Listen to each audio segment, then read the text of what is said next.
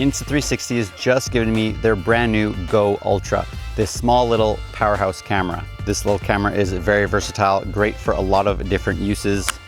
And today I'm going to be comparing it to the GoPro Hero 13. So after today, you're going to be able to make an informed decision on which camera you think is better. Now, of course, the GoPro Hero 13 is a lot bigger, heavier camera.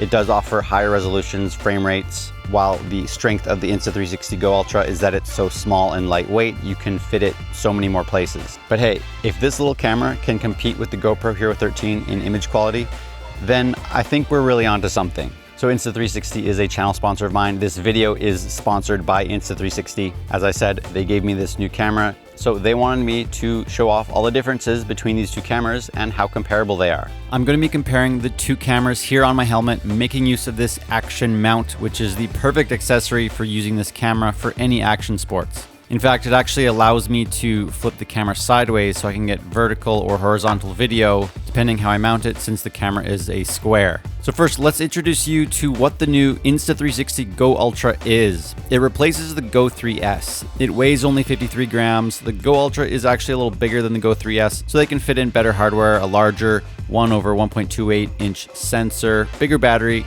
So one big new change is they do have an SD card slot actually on the little camera right here. So I got a 256 gigabyte SD card. But basically, in order to get the footage off of this camera, you just have to attach it to the pod, and then you just attach the USB-C into your computer. It's got the nice flippy screen. It can now record 4K 60 frames while being barely bigger than an action camera battery. The Go Ultra now achieves a 156-degree field of view, which actually makes it usable now for POV riding footage. They even put on a built-in windscreen, which I love the fact that Insta360 is adding all these to their cameras. Audio quality is really important. Nice. So we've got this action pod, which kind of looks a bit similar to the Ace Pro 2. So we have batteries in both the action pod as well as the camera itself. You could film like this, but to really make use of the small Go Ultra, you'll just use the action pod for wirelessly changing the settings to what you want, instead of using your phone, for example.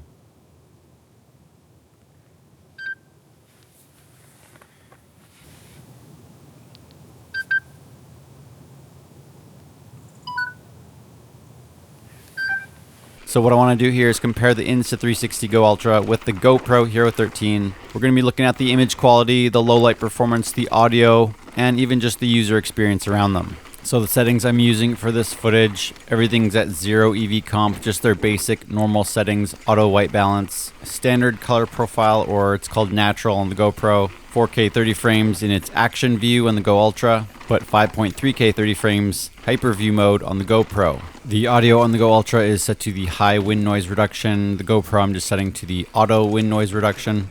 All right, taking the Wilson out again. Man, it's been like maybe a year since I've last ridden this bike. Oh shoot, I just realized I didn't check my air pressures. Take a bit of air out of my tires because I think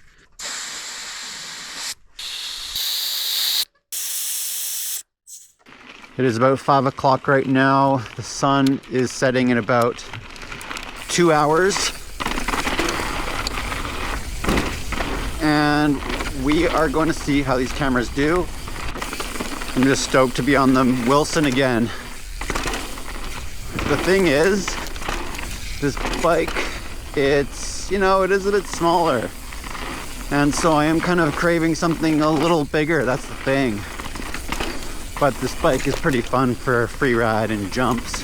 So I do have to say the footage does look surprisingly similar, quite comparable to each other. I kind of feel like the Go Ultra has a little bit better dynamic range, and especially in some of these sections, the stabilization is better on the Go Ultra. So what the GoPro is doing here is it's kind of almost lessening the stabilization effectiveness because of the slower shutter speed, while the Go Ultra keeps a faster shutter speed and also keeps a higher quality stabilization going on here. Oh yeah, I forgot to mention, stabilization is set to standard on the Go Ultra, and it's just set to the normal lowest on setting on the GoPro.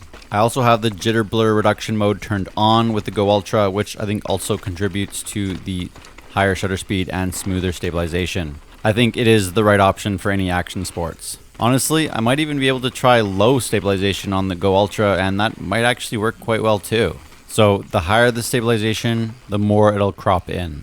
All right, so how do these cameras compare. Doing a 5,000 degree Kelvin white balance, just seeing how the colors compare on these cameras here. So here the white balance is set to the same 5,000, and the Go Ultra is a little bit cooler than what the GoPro produces. So I find if you do 5,200 degrees on the Go Ultra, it's probably about the same as 5,000 on the GoPro.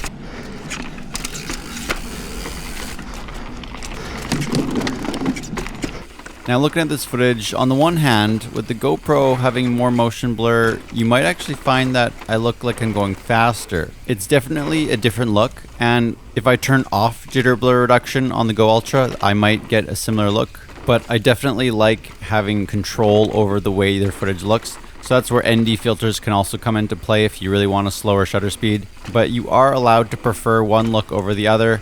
Personally, I don't like too slow of a shutter speed when there's electronic stabilization. Generally, I've been preferring more of a faster shutter speed to make sure the stabilization still works well. Now what you can do with the GoPro to quicken the shutter speed is you just have to bring down the EV comp.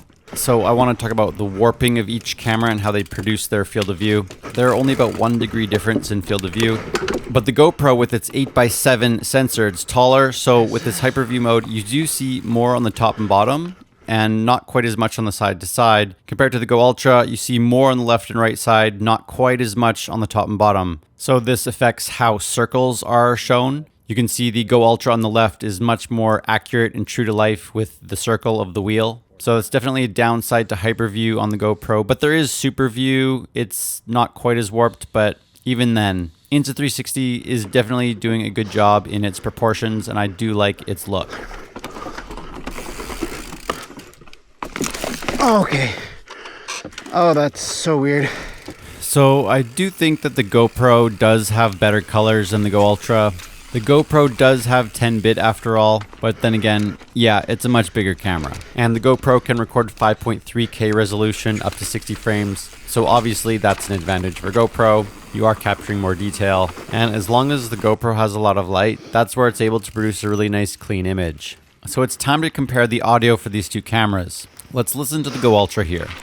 All right, now let's check out Dilemma. And now the Hero 13.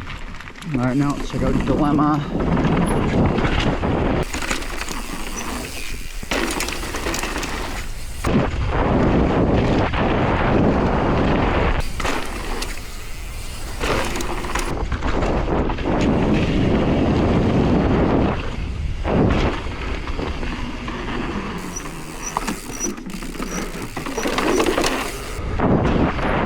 It's basically night and day difference.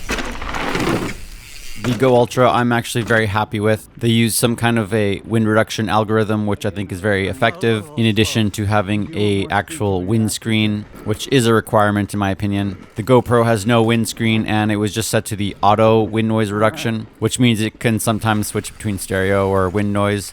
Maybe if I just set it to only wind noise reduction, maybe it would have been a little bit more consistent, maybe a bit better. Either way, you have to use some kind of a wind screen with the GoPro in order to get good audio. So I really appreciate what Insta360 is doing with all their cameras with regards to audio.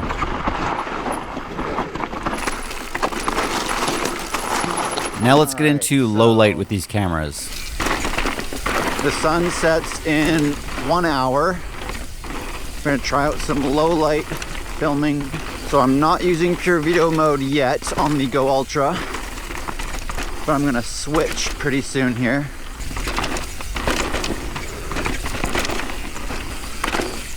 All right, and now I just switched to pure video mode on the Go Ultra, so we can see how that looks to compare with the GoPro.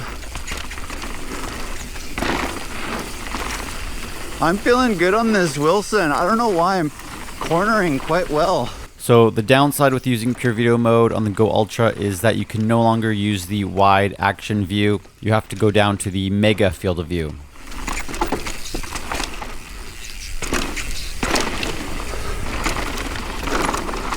Oh. Wow. Wow, that could have been bad.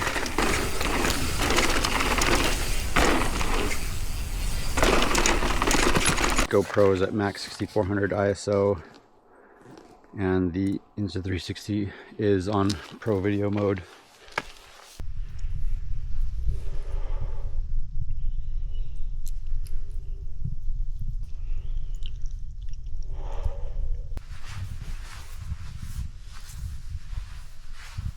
Comparing image quality is one thing, and I'm really happy with what the Go Ultra is capturing for us. But some of the real nice benefits of this camera, of course, is its small and light form factor, which allows me to get shots that I wouldn't normally get. I've been having fun attaching this camera to my bike frame with some bar mounts, getting some pretty cool looking footage. One really cool way I love to use the Go Ultra is in combination with the Ace Pro 2. Go Ultra under the visor set sideways so that it gets vertical video, while my Ace Pro 2 on the chin gets horizontal video. So that way I can capture the same moment twice in both orientations. Yes, I know you could just film with the X5, of course, and get both in the one camera, but there's also something nice about this setup as well. It's just nice to have options, you know?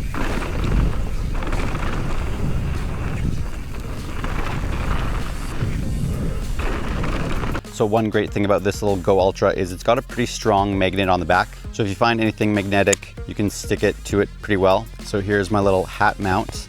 Pretty convenient for getting POV footage for just day-to-day tasks. There are some other cool little accessories like this magnetic pendant you can wrap around the neck, put it under my shirt, and just use it like this. So when it comes to just like the user experience of changing the settings of each camera, I do like the layout of the Go Ultra more. I like how some of the settings are split up a little bit, and I just find it's a bit easier to access all the settings faster on the Go Ultra, whereas with the GoPro, there's a lot more scrolling up and down, just not quite as quick or easy to find. Everything is all lumped into this one big scrolling window, whereas in the Go Ultra, the resolution, frame rate, and stabilization is in a whole separate little tab. The field of view is just in the bottom right corner. I think that's pretty great. In my opinion, I just feel like GoPro is just not trying anymore, and Insta360 seems to be very happy to take its place. Those are just some of my thoughts. All right, guys, what do you think of these two cameras? Let me know in the comments down below which one you think is worth buying. Of course, I've got affiliate links for all my Insta360 gear down in the description. It'll help out the channel. I'm always really excited on what new things Insta360 is always coming out with, and this little camera definitely does not disappoint. But what do you guys think? Let me know in the comments below.